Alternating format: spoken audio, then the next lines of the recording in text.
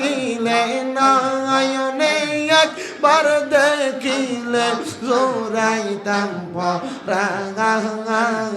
ও গো নবীজি আপনি মেঘের বাগান মারহাবা আল্লাহ আল্লাহ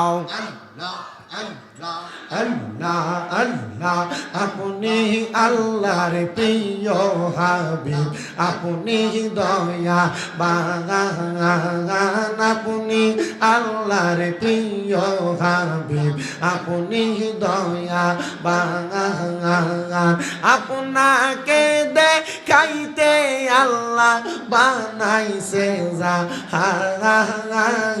ও গো নবীজি আপনি মেঘের বাগান মারহাবা আল্লাহ আল্লাহ আল্লাহ আল্লাহ আল্লাহ আল্লাহ আপনি আদি আপনি গো অন্ত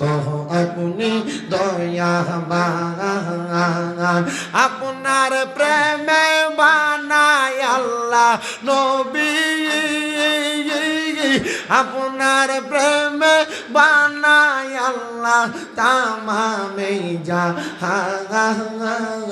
ও গো নবীজি আপনি মেঘের বাগান মারহাবা আল্লাহ জবান না খুইলা আল্লাহ ডাকলে শরম নাই আল্লাহ ও গো নবীজি আপনি মেঘের বাগান মারহাবা আল্লাহ আল্লাহ মুর্শিদ আমার গলার মালা মুর্শিদ আমার গলার মালা মুর্শিদ আমার জানার জান মুর্শিদ পাইলে কোলে লইয়া জোড়াইতাম পরাগান মারহাবা আল্লাহ আল্লাহ মুর্শিদ আমার গলার মালা মুর্শিদ আমার গলার মালা মুর্শিদ আমার জানার জান মুর্শিদ পাইলে কোলে লইয়া জোড়াইতাম পরাগান মারহাবা আল্লাহ আল্লাহ মুর্শিদ প্রেমে জইলা পইরা অন্তর হইছে কালা রে আমার রে বলে বাগ মুর্শিদ কেমনে মারহাবা আল্লাহ আল্লাহ মুর্শিদ মুর্শিদ কইরা আমার ঘুমাসে না নয়নে আমার রে বলে বাগ মুর্শিদ কেমনে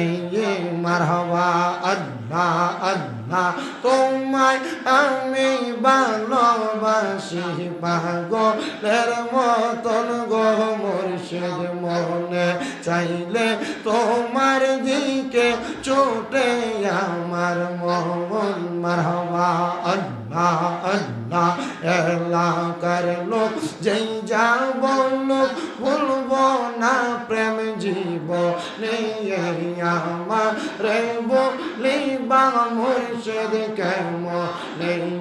মারহাবা আল্লাহ আল্লাহ লা ইলাহা ইল্লাল্লাহু মুহাম্মাদুর রাসূলুল্লাহ সাল্লাল্লাহু আলাইহি ওয়াসাল্লাম মুহাব্বতের আওয়াজে বলেন আমরা জিকির করলাম কার শুধু আল্লাহর জিকির করি নাই জিকিরের মাঝখানে মাঝখানে আমি কিন্তু নবীজির শান গাইছি জিকিরের মাঝখানে মাঝখানে কিন্তু আল্লাহর ওলি মুর্শিদদের শান গাইছি এটা শোনার পর রাগ করা যাবে না মনে কষ্ট নেওয়া যাবে না কারণ আমি একটা কাউল পড়েছি আল্লাহ রসুলের হাদিস মোতাবেক কাউলটা হইল জিক্রুল আম্বিয়া মিনাল ইবাদাতি ওয়া জিক্রুস সলিহিনা কাফারা নবীদের নামের জিকির করলে ইবাদত হয় আর আউলিয়া কেরামের নামের জিকির করলে গুনাহের কাফারা হয় গুনাহ মাফ হয় এজন্য আমরা যারা সুন্নি মুসলমান আমরা আল্লাহর জিকিরের পাশাপাশি আমরা নবীদের জিকির করি নবীদের স্মরণ করি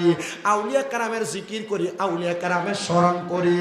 আসেন বাবারা আমি ডাইনে বামে না যাইয়া আমার পূর্বে মাহফিলের মধ্যে মূল্যবান বড় বড় জবরদস্ত উলামায়ে কেরাম তাকরীর করেছেন তাদের তুলনায় আমি তাদের ইলমের কোনা মাত্র না তবু আমি চেষ্টা করব আপনাদের কাছে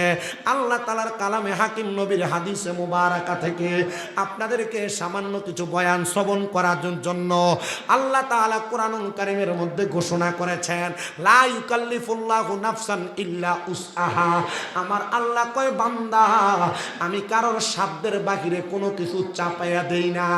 এ আমার শশিয়াম, এ আমার সোলাপুকুরি এলাকার বাবা, আল্লাহ সাধ্যের বাহিরে কোনো কিছু চাপাইয়া দেন না। আল্লাহ তাআলা এই আয়াতে কারিমা দিয়ে কি বুঝাইতে চাইলেন? আমার আলা হযরত ইমাম ইশকে মোহাব্বত হযরতে ইমাম আহমদ রেজা খান ফাজিলে বেরলভী ওনার তাফসিরে কানজুল ঈমান নূরুল ইরফানের মধ্যে আল্লামা আহমদ ইয়ার খান নঈমী রাহমাতুল্লাহ আলাইহি উল্লেখ করতেছেন,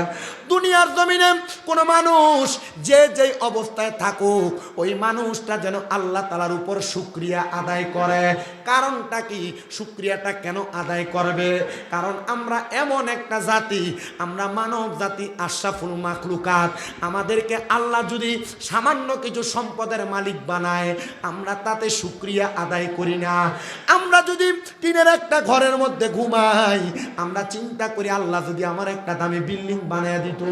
আমরা যদি একটা বিল্ডিং এ ঘুমাই, আমরা চিন্তা করি আমার বিল্ডিংটা যদি 5 তলা হইতো। আমরা যদি প্রতি মাসে 30-40 হাজার টাকা ইনকাম করি, আমরা চিন্তা করি আল্লাহ যদি আমার মাসে 1 লক্ষ টাকার একটা ইনকামের ব্যবস্থা দিত। কিন্তু আমার আল্লাহ তাআলা এমন স্বাভাবিক অবস্থার মধ্যে আপনার রাইখা, আমার রাইখা আল্লাহ তাআলা পরীক্ষা করে। ও বান্দা, তুমি যা কিছু পাও রে, এই সকল কিছু আমি আল্লাহর পক্ষ থেকে নিয়ামত। এই নিয়ামত গ্রহণ কইরা আল্লাহর কোনো বান্দা যদি নিয়ামতের শুকরিয়া আদায় করে, আমার আল্লাহ তাআলা বান্দার নিয়ামতরা বাড়ায়া দেয়। আল্লাহ জানিয়ে দেয়, বান্দা ওয়াশকুরু নিআমাতাল্লাহি আলাইহিম ইন কুনতুম ইয়াহু তা'বুদুন। ও বান্দা,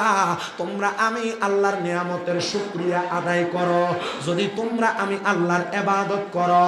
এ সোশিয়াল